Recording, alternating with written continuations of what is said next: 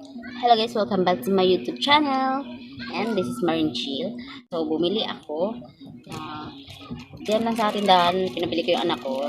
Ito ay halagang 10 pesos. So, ito yung gagawin natin kuko kasi diba, sira-sira na yung kuko. So, ngayon, dahil naglaba ako ng madami, kailangan maging presentable yung kuko natin. Yan, kahit nanay na tayo ay hindi naman excuses yun na maging pabayat tayo sa sarili natin, di ba? So, ayan. So, kung naputol ang kuko natin, ayan. So, putol siya. Hindi na siya pantay. So, ayan. So, nakaisip ako ng paraan. So, gagawin ko na magkakabit ako ng artificial nail. Kakabit ko siya dito sa mga kuko ko para mamaya maganda na siya tignan. Ayan. Murang-mura lang siya. Ito ay 10 pesos. So, ito sa malaki. Ganyan. Ayan. So, 5. So, tanggalin natin yung isa dito. Later, hindi kakabit natin pag natapos na. So, samahan nyo ako guys.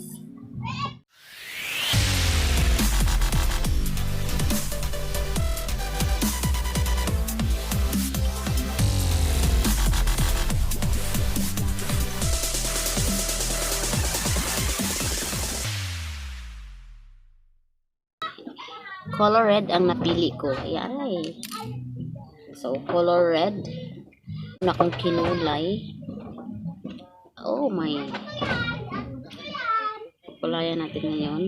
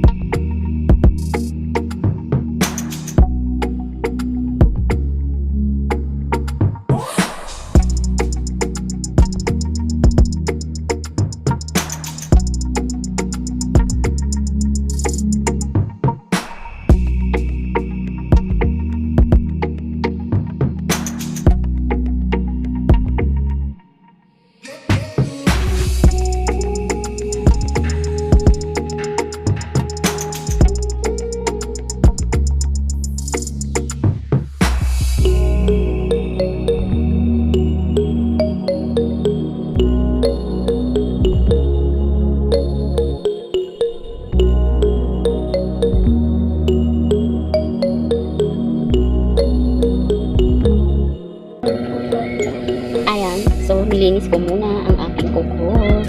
Ayan, tinanggal ko yung mga lumang kulay, yung blood color blue na sira na. Tinanggal ko muna kasi, di ba, magdidikit tayo ng artificial na nail. So, kailangan, bago mo siya idikit, kailangan malinis mo na yung mga nails mo. Malinis mo na yung mga kuko mo bago mo siya didikitan. Kasi, syempre, alagaan din natin yung kuko natin. Kawawa naman yung mga kuko natin. So, we need to clean first our nails bago tayo magdikit. Okay? So, ayan. Ito yun siya. Ito yun siya. Tapos, gusto ko siya lagyan ng white. Sa dulo. Lalagyan din ng tip na white. Sa dulo. So, let's see kung anong itsura niya. Kasi, parang seductive masyado yung red. Para sa akin. Red na red. So, mahilig din kasi ako sa tip. French tip kasi ang lagi kong nilalagay sa kuko ko. Yan, ito. Maiksi na siya. So, gusto ko lalagyan ko siya ng tip na white.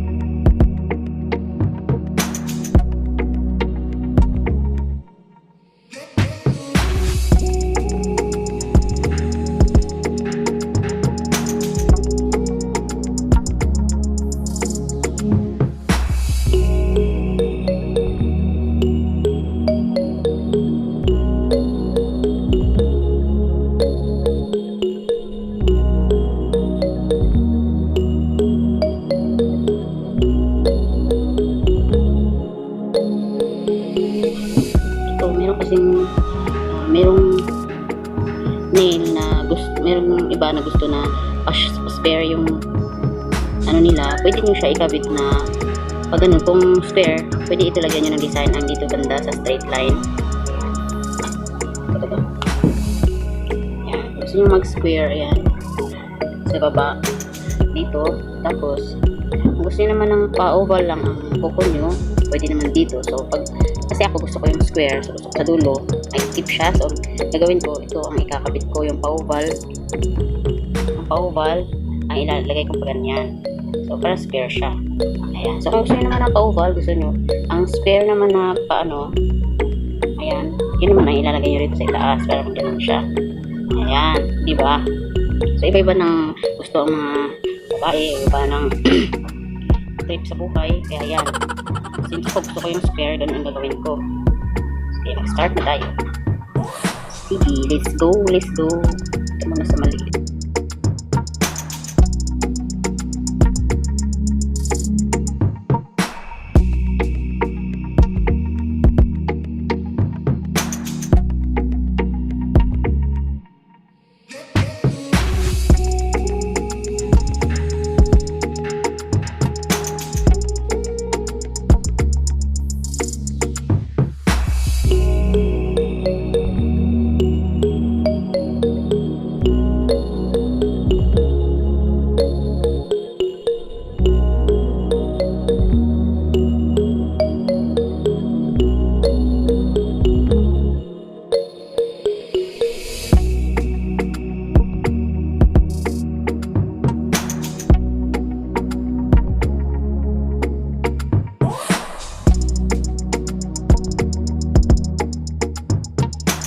Ginagawa mo.